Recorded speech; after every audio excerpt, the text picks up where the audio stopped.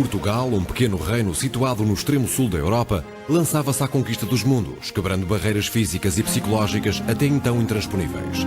Da idade dos mundos fechados, dominado por medos e mitos, à idade do mundo em movimento, Portugal esteve na vanguarda.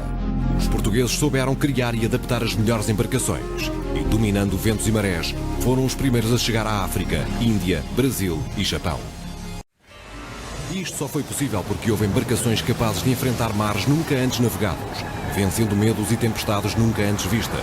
Mas afinal, que navios seriam esses que permitiram viagens tão extraordinárias? 500 anos, percebemos que houve uma capacidade extraordinária das pessoas para pegar na tecnologia contemporânea e usá-la de uma forma que lhes permitiu fazerem coisas que nenhum de nós poderia fazer hoje. Empreendimento organizado de descobrimento a longo prazo, o feito dos portugueses foi mais moderno, mais revolucionário do que as largamente celebradas proezas de Colombo. Não existe uma única pessoa entre nós que hoje seja capaz de fazer o que um navegador português conseguiu fazer há 500 anos. Talvez até mais avançadas do que se pensava. E tinham problemas que desconhecíamos.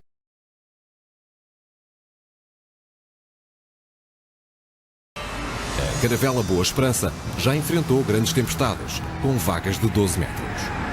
Já navegámos com água pelo sobrado do Salão, com as nossas bombas de fundo, a trabalhar constantemente, dia e noite, para manter o nível da água. As velas armadas e com vento forte, ele navega perfeitamente e controla perfeitamente a ondulação. Por isso é difícil dizer que não é uma réplica adequada. A grande prova é elas serem capazes de navegar até ao Cabo da Boa Esperança. Mas qual seria então a principal característica da caravela? Acima de tudo, o que distinguia a caravela das restantes embarcações era o facto de ter vergas oblíquas com velas triangulares, também conhecidas por pano latino. Isto dava à caravela uma vantagem que outros navios não tinham. Podia navegar quase contra o vento, isto é, berlinava, como hoje em dia se diz. Em África, ao longo da costa do Saara até à Zona Verde, que era a navegação mais crítica nessa altura e que demorou mais tempo a ultrapassar. A caravela era uma embarcação ágil que conseguia velocidades notáveis contra o vento. E no passado há registro das caravelas de atingirem 6, 7, 8 nós. Dos navios de grandes dimensões estavam provavelmente entre os mais rápidos dos séculos XV e XVI.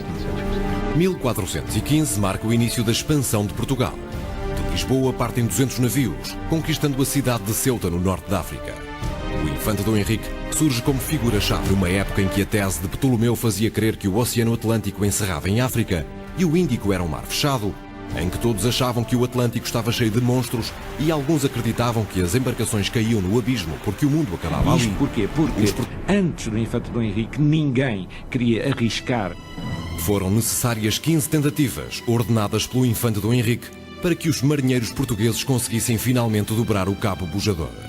Aconteceu em 1434, a bordo de uma pequena barca comandada por Gilianes. Vencidos os medos e as tempestades, estava aberto o caminho para o Atlântico Sul. Os portugueses tinham provado que era possível navegar no Atlântico, mas as características dos ventos e das correntes obrigavam doravante à utilização de uma embarcação mais versátil, a caravela. Foi com esta embarcação que os portugueses prosseguiram a exploração da costa ocidental de África. A sua presença ao longo da costa foi sendo assinalada pela colocação de padrões, que ainda hoje são visíveis em alguns pontos do continente africano. A cada ano que passava, descobrindo algo próximo de 300 km por ano, variava de ano para ano, mas a ideia era expandir o conhecimento aos poucos e eventualmente encontrarem o caminho para a Ásia, que era... Será o Atlântico um mar fechado, como defende Ptolomeu, ou uma porta para o Oriente, como acredita o rei português Dom João II? Se a África continuasse para sul, o navegador Bartolomeu Dias não tardaria a encontrá-la. Mas a única coisa que os marinheiros veem é água sem fim. Após dias de tempestades nunca vistas noutros mares, Bartolomeu Dias decide rumar para norte. Os marinheiros portugueses tinham finalmente dobrado o Cabo da Boa Esperança, a bordo de uma caravela. Aquilo que nenhuma outra embarcação tinha conseguido antes, tinha sido alcançado pela caravela portuguesa: dobrar o Cabo das Tormentas. Depois do regresso a Lisboa, em finais de 1488, os navegadores deram conta ao rei da impossibilidade de prosseguir viagem para lá do Cabo da Boa Esperança, por não terem navios suficientemente fortes para enfrentar os mares tenebrosos que ali existiam. A caravela de descobrir tinha concluído a sua missão.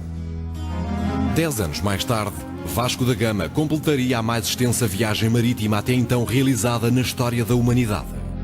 Vasco da Gama chegava à Índia a bordo de um outro tipo de navio, a nau. Ou seja, são precisos navios que reúnam um certo número de condições, que consigam navegar no mar durante muito tempo, com uma capacidade de resistência às dificuldades da navegação propriamente ditas. Foi constantemente melhorada e passou a ser o navio mais usado na Europa nos séculos XVI, XVII e XVIII. A nau aumentou bastante de dimensão entre os finais do século XV e o século XVII. Podemos perceber isso mesmo ao comparar as dimensões da nau de Vila do Conde, que corresponde a uma das primeiras naus da carreira da Índia, e da nau Nossa Senhora dos Mártires, construída no início do século XVII. Enquanto a de Vila do Conde tem 120 tonéis, que era a medida utilizada na época, a nau Nossa Senhora dos Mártires teria 600 tonéis. Ou seja, a nau de Vila do Conde tem cerca de 27 metros de comprimento. A nau Nossa Senhora dos Mártires teria 47 metros. Mas esta não foi das maiores que se construíram em Portugal, pois houve naus que chegaram a atingir 60 metros de comprimento. Ou seja, 2 vezes a dimensão da nau de Vila do Conde. Que, aliás, suscitou algum espanto quando os navios portugueses começaram a ser apresados. Quando a nau Madre de Deus foi capturada por corsários ingleses no final do século XVI, foi poupada e levada para a Inglaterra. Tal foi o espanto que causou. Mas será que as naus são apenas navios maiores do que as caravelas? O que os distingue afinal? A caravela tinha velas de pano latino. A nau tinha essencialmente velas de pano redondo. Enquanto a caravela é exímia a navegar contra o vento, será que o mesmo acontece com a nau? A análise feita pelo Instituto Superior Técnico de Lisboa demonstra que o navio perde potência à medida que o vento deixa de soprar pela parte traseira. Mas então, qual é a vantagem deste tipo de velas? Enquanto a caravela tem apenas uma coberta, o pavimento, e um castelo de popa, a nau pode ter 3 ou 4 cobertas e 2 castelos, cada um com vários pavimentos. Tem uma capacidade que os outros navios da Europa não têm. Em 1500, Pedro Álvares Cabral sai com uma armada de 13 navios com destino à Índia. Descobre o Brasil e prossegue viagem para o Oriente, tornando-se no primeiro navegador do mundo a ligar 4 continentes: Europa, América, África e Ásia. Iniciava-se assim a carreira da Índia, que os portugueses iriam explorar nos séculos XVI e XVII. O comércio, que até aí era feito por via terrestre, com muitos intermediários, passa a ser dominado pelos portugueses por via marítima.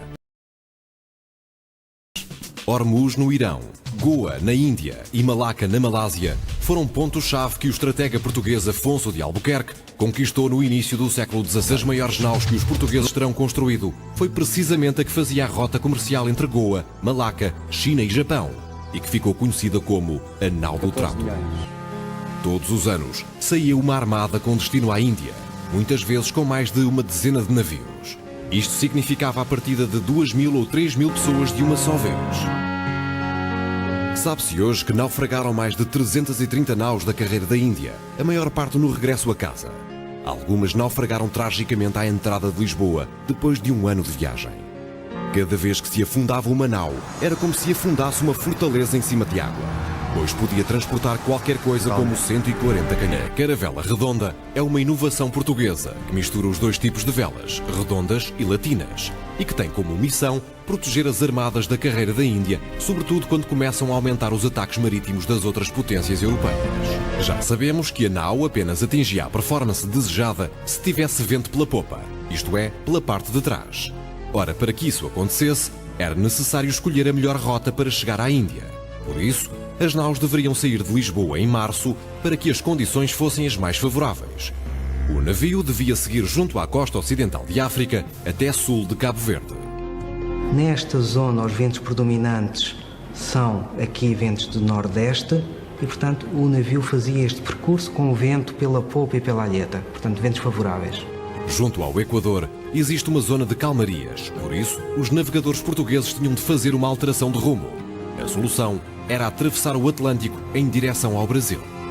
E faziam isto com o objetivo de começar aqui a apanhar os alícios de Sueste, aproximadamente de lado, ou seja, de través. Acontecia por vezes que os navios subiam demasiado ou chegavam ao Brasil tarde demais, e nesses casos os ventos alísios passavam a ser desfavoráveis. E quando isso acontecia, os navios eram empurrados para junto aqui da costa do Brasil, a norte, e umas vezes ficavam ali, esperavam ali que o inverno passasse, outras vezes acontecia mesmo voltarem para Lisboa. A travessia do Atlântico era a parte mais complicada da viagem e aquela que exigia mais perícia dos navegadores portugueses. O problema que eventualmente podia acontecer aqui a passar o Cabo da Boa Esperança era apanharem tempestades violentas. Se a estimativa da latitude não fosse bem feita e se os navegadores descessem demasiado para sul, seriam apanhados por ventos e tempestades cada vez mais fortes. Idealmente, os navios deviam passar o Cabo da Boa Esperança em junho, para poderem apanhar os ventos favoráveis da monção que os conduziria até à Índia. O regresso ideal seria por volta de dezembro, janeiro, pois é a época do ano em que o regime de ventos é contrário ao da monção, empurrando os navios para sul. Fazer uma volta pelo Atlântico até junto dos Açores, para junto aos Açores mais uma vez apanhar vento favorável. Pois se os navios tentassem fazer a viagem de regresso junto à costa ocidental de África, o navio apanharia vento pela frente e não conseguiria finalizar a viagem.